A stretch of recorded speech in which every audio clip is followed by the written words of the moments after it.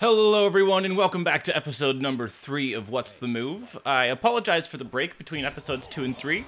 I was doing some traveling, but I'm back home now and excited to start putting out these videos on a much more regular basis. So before we dive into this week's episode, I wanted to really quickly address something about the rank I'm playing at. I did record this the first day that I got back in town and was playing ladder in the October season, which is why this game is recorded at rank 14 and not at the higher ranks where I kind of normally play most of my matches.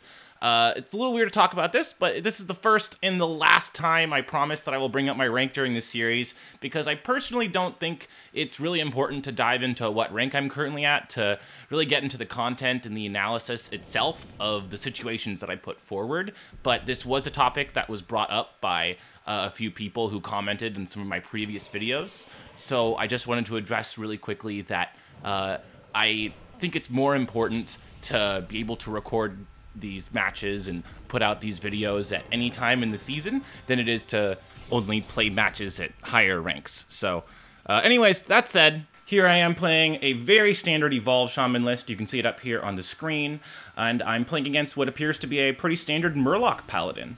So far we've seen our opponent play out a Grimscale Chum, a Murloc Tidecaller, a Hydrologist, as well as a Secret from the Hydrologist, and a Stonehill Defender, as well as a Serenite Chain Gang coming off of the Stonehill Defender. It's our turn 5, and so far our draw has been pretty anemic for what's normally a somewhat aggressive deck. I think what we should do is start off by asking ourselves the first and most important question that we should ask ourselves in every matchup, which is who's the aggro player and who's the control player? If we ask this, we find that it's actually really close in this matchup. All things being even, I'd say that my Evolve Shaman deck, which has patches and double Bloodlust, is probably the slightly more aggressive deck, but with a well-timed Doppelgangster in combination with Evolve or Thrall, we also have the tools to go over the top of Murloc Paladin under the right set of circumstances. And given the texture of this specific game, I think it's fair to say that our role in the matchup is murky at best. And that we'll probably need to look elsewhere for guidance as to what we should be doing in this specific situation, because there's not really a clear line of play that puts us as the aggressor or as the control player. So, with all that said, what's the move? I move quickly.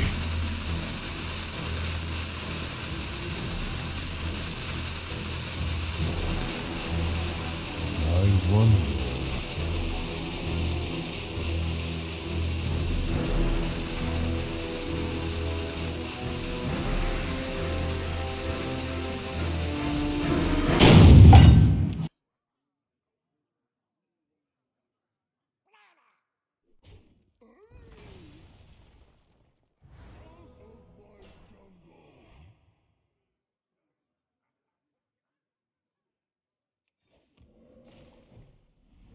After carefully weighing all of my options, I opted for the extremely interesting and exciting line of do nothing. Well, practically nothing. You know, I still hero-powered and attacked my Murloc in so I could pop the secret, but those are basically free. The critical thing that I decided to do this turn was to play nothing from my hand. So some of you might be thinking, well, that's lame. Why would you bother recording a whole video to explain a play where you did nothing? And that's actually because I found that this line was a perfect situation for me to illustrate all the kinds of things that you can be looking at for your decision making when it isn't clear if you're the aggressor or the control player. What are the things we should be looking for? What are the questions we should be asking ourselves when our role in the matchup is not the primary thing which should be dictating our decision making? So, in these sorts of circumstances, when my role isn't clearly defined, what I like to do is look at the context of the current board, the cards that I have in my hand, and the things that I know about both my deck and my opponent's deck, and put all that data together to ask myself, what's the plan? How am I going to win this game?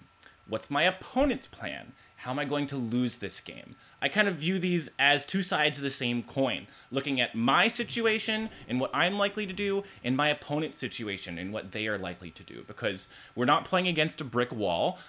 It's equally important what we do in this game and what our opponent does in this game. So if we start off by looking at the current board, we'll notice that our opponent has a modest crew of mid-sized minions, but they're not really putting any real pressure on us right now. They're certainly ahead on board, but we're way ahead on cards in hand, and we'll be drawing an additional card at the end of this turn thanks to our Mana Tide Totem. So it's fair to say they're ahead on board, but we're ahead on cards. We'll obviously need to use these extra cards we have to gain control over the board at some point, but that doesn't really help us answer the question, what's the plan? Since we're not really under pressure of dying to our opponent, and our opponent doesn't have such a powerful late game that we're put under pressure to end the game quickly, we really shouldn't be making our decisions through the lens of the present. Alternatively phrased, the cards which have already been played or are currently on the board, which are the past and the present, are far less likely to impact the outcome of the game than the cards which have yet to be played, which is the future. Questions like what should we do right now aren't nearly as important as questions like what cards do I need to draw in order to win this game in the future, or what is our opponent likely to do next turn. If we move on from the board and take a look at our hand, the key cards that we have are a pair of devolves, a pair of evolves, and a single bloodlust. If we put all these cards together, we're really only a minion or two short of a way to win the game outright. A single doppelgangster would give us an impressive board right away with 2 devolves. Really, any combination of minions would do that as well, though. You know, some mid-sized Jade Golems, a Thing from Below, a Bone Mare, a Serenite Chain Gang. Put a few of these pieces together, as well as the Evolve, and a Bloodlust might be able to win the game in a single turn. And thanks to the fact that we have double Devolve, we might be able to hold on to one of these Devolves for the turn where we cast Bloodlust, so that we can wipe away any sort of annoying taunt minions and push through all of our damage directly to face. So it's starting to sound like we might have an answer to the question, how do we win this game? We want to set up a board, evolve it, and then finish the game the following turn with Bloodlust and Devolve if necessary. So even though it's not immediately clear how we'll gain control over the board, we have plenty of cards in our deck that not only clear away our opponent's minions, but also put a minion on the board at the same time. We're looking at cards like Jade Lightning, Jade Claws, and Maelstrom Portal. These will do a good job of taking control over the board. And the rest of the cards that we have in our deck are pretty much minions. So other than something like our second Bloodlust or maybe a Bloodsail Corsair, we're looking at mostly live draws in the rest of our deck. So it's really not unreasonable to expect that in the next 4 or 5 turns, we're going to be able to find a few pieces that, in combination with the pieces that we already have in hand, will be able to lead us to victory. Now that we can answer the question, what's the plan? When we look at our hand, we realize that a lot of these cards are really locked up. They're just not on the table for being played this turn because we need these cards to win in the future. These cards are Bloodlust, one of the Devolves, and one or both, probably both of the Evolves. So since we're not going to play these cards this turn, this means that the only cards that would even be in consideration for being played this turn are the Jade Claws, one of the 2 Devolves, and the Fireflies. The Fireflies would just get killed by our opponent's current board. The Jade Claws would really only create a 1/1 and wouldn't even kill any of the opponent's minions in the process. So neither of these cards seem like particularly compelling plays unless we're also willing to pair them with one of the Devolves this turn. So this leads us to a set of questions which is just as important as what's our plan and how do I win this game, which is what's the opponent's plan? How do they win this game, or how do we lose this game? If we take a look at what our opponent's likely to do, we realize that it's our opponent's turn 6 next turn. And they really haven't been playing nearly as aggressively as their deck is capable of, which suggests to me that they're probably holding on to some of the more expensive cards in their deck. So on turn 6, the 2 cards which immediately jump to my mind as potential plays are Sunkeeper Tarim and Spikeridge Steed. They could even be holding on to some more expensive cards, such as like Bone Mare, or the Curator, or Tyrian Fordring. So I would peg them as somewhere between likely and highly likely to have some of these 6, 7, 8 drops in hand. When we look at all these cards kind of as a unit, what do they all have in common? Well, they ruin our day if we don't have a Devolve. Especially cards like Spikeridge Steed and Tyrian Fordring are very hard for us to push through if we don't have a Devolve in hand.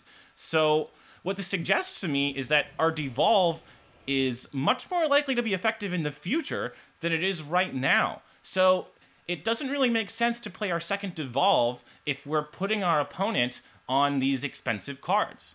The card's just way more likely to be valuable in future turns than it is right now. So when you think about the future, when you think about what our plan is, what our opponent's plans are, it makes the most sense to do nothing. So just to recap, here's all the factors I was considering in my incredibly exciting play nothing turn 5. We have 1, how am I going to win this game? 2, what cards do I need to draw in order to do that? And how likely is it that I'm going to draw these cards? 3, how do I lose this game? And 4, what is my opponent's plan? What cards are they likely to play in the next few turns? So you can see questions 1 and 2 are kind of the inverse of questions 3 and 4. All of these questions are inherently future-oriented, while many new players have a tendency to play their games almost entirely in the present. It's really is correct to be present-oriented in a wide variety, even perhaps the majority of situations. Like, for example, when you're getting your face caved in by a bunch of pirate warriors, it's certainly not important to worry about the future then. You should be very present-oriented and do as much as you can to stabilize the board right now. But it's really not sufficient to have a totally present-oriented approach to the game, especially when you are in situations where your role is not clear.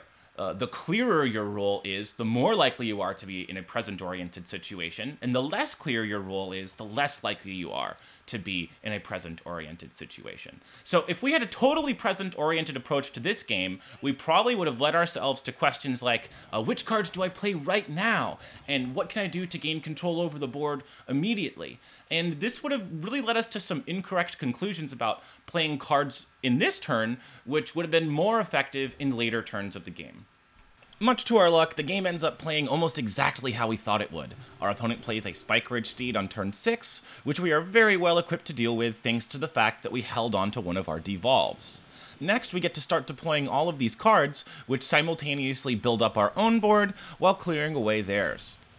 We start out by playing a Jade Lightning on their biggest threat, and then we get to follow that up with a Maelstrom Portal and a Jade Claws. Our opponent drops a Bone Mare, but we luckily draw a Bone Mare of our own, which is an excellent card to contest this board, as well as a great evolve target on future turns. We play our own Bone Mare, clear away their board, and draw the final card we need to evolve into a pretty nasty board, a Thing from Below. This card would have been even better as a Serenite Chain Gang or as a Doppelgangster, but it'll do the job just fine. As you can see, we evolve into a pretty nasty board on the first try. I actually opt not to evolve again because I think this board is going to be good enough to get it done as is, which means that even if we could evolve into a better board with the second evolve, the chances that something goes wrong are high enough that it's just not worth the risk.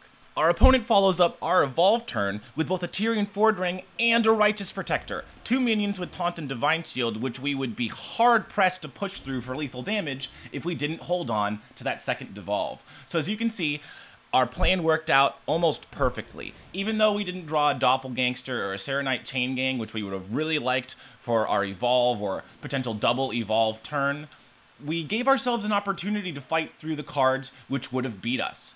We had an answer for the Spike Ridge Steed, we had an answer for the Tyrian Ford Ring and the Righteous Protector, and we knew that our deck was filled with enough cards that were going to be able to answer their current board that we didn't panic and throw away one of our devolves prematurely, because we ended up needing both of them to be able to finish our opponent off with a Bloodlust. I think it's totally fair to say that neither me nor my opponent played this game totally perfectly, but at the same time, I think this game is a really good example of why it's important to not be overly present-oriented, particularly when your role is not clearly defined. That's why I chose this game. The roles were really murky here, it's not clear who the aggressor is and who the control player is, and that's why I started to turn to the future to guide my decision-making. If you guys are interested in hearing more about this topic, I wrote about it at length in part 2 of my Legend in the Making series, which is on Icy Veins. You can go ahead and check out the link to that below. I hope you guys appreciated the more in-depth approach to the analysis of this situation. I know it wasn't the most exciting situation in the world, but the feedback I was getting on the first few episodes was that people wanted to see even more analysis, more explanation of what my thought process was, so I hope I was able to deliver on that here. That'll do it for episode number 3 of What's the Move. If you guys enjoyed, please consider subscribing to this YouTube channel, and I'll see you guys all next time.